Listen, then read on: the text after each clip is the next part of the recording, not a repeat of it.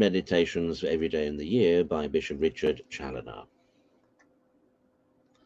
November 5th, on the perfection of our ordinary actions. Consider first the error of a great many Christians in placing sanctity in such things as indeed are no part of it. Thus, some suppose that in order to be a saint, one must work miracles. Now, St. John the Baptist was one of the greatest of saints, and yet wrought no miracles. St. John 10:41. And indeed, one single act of humility or self-denial or of the love of God goes farther towards the making of a saint than even the raising the dead to life. Others again vainly imagine that sanctity consists in having visions, revelations, and ecstasies, or in the gifts of prophecy, of tongues, of an eminent knowledge of the most sublime and divine truths, because they often meet with such things as these in the lives of saints.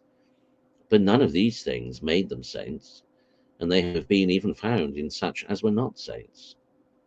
Whilst, on the other hand, many eminent saints have had none of them, neither ought any humble Christian to desire or to seek for such things as these, though every Christian ought to desire and endeavour to be a saint. Nor does sanctity consist in much fasting, or in wearing hair shirts, or in taking disciplines, or in giving large alms, or in reciting long prayers, or in any other extraordinary practices or observances, all which, however good in themselves, have been found in hypocrites, or in such as have been all the while slaves to pride, self-love, and passion. But true sanctity consists in unfeigned charity in both its branches, that is, as it regards both the love of God and of our neighbours. It consists in conformity with the will of God in all things, and adhering close to him.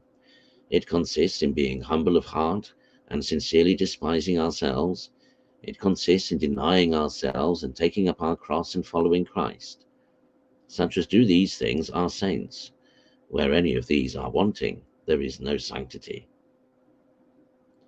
Consider, secondly, that sanctity does not so much depend upon doing extraordinary actions as upon doing our ordinary actions extraordinarily well.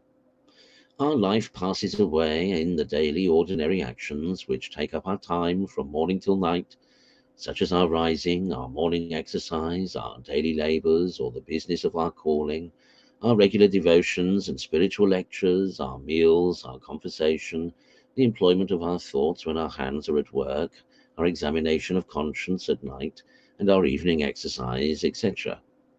Now, if all these daily performances are done extraordinarily well, our whole time will be spent extraordinarily well too, and nothing more will be required to make us saints. Neither will it cost us more to do them well than to do them ill. On the contrary, the better we perform them, and the more diligent and fervent we are in them, the more easy and delightful they will be to us. And the grace of God and his blessing will go along with all we do. Oh, how inexcusable then are we, my soul, if we do not strive to be saints, when we may attain to this happiness even by our daily ordinary actions, provided we perform them with due perfection. Consider, thirdly, that the perfection of our ordinary actions depends upon the purity of intention with which we perform them, on our attention to God in all that we do, and our seasoning all our labours and employments with frequent aspirations and ejaculations of divine love, and frequent aspirations and ejaculations of divine love, and frequent oblations of ourselves and of all that we do to God. By thy ordinance the day goeth on, saith the royal prophet, for all things serve thee. Yes, my soul, all things continually serve the Lord, but the rebel angels and the rebellious will of man. Now this rebellious will of ours we bring to serve him by beginning the day with an oblation of our whole selves to him, by directing all our thoughts, words, and actions by a pure intention to his glory, by making his holy will the rule of all we do, by beginning every work with an offering of what we are going to do, together with an offering of our heart to him, and by often renewing this offering in the midst of our works, by doing all our actions as much as we can in his presence, and by intermingling acts of divine love with all we do. Thus shall our days be found to be full days. Thus shall they all go on by God's ordinance. Thus shall they all serve him. Conclude to take great care to give all thy ordinary actions their due perfection by following these rules. And as to thy daily employments and all the business and labours of thy lawful calling, ever consider them as appointed thee by the holy will of God, and ever perform them in compliance with and in obedience to his heavenly will. Thus thou mayest make them all acts of virtue, and even acts of divine love.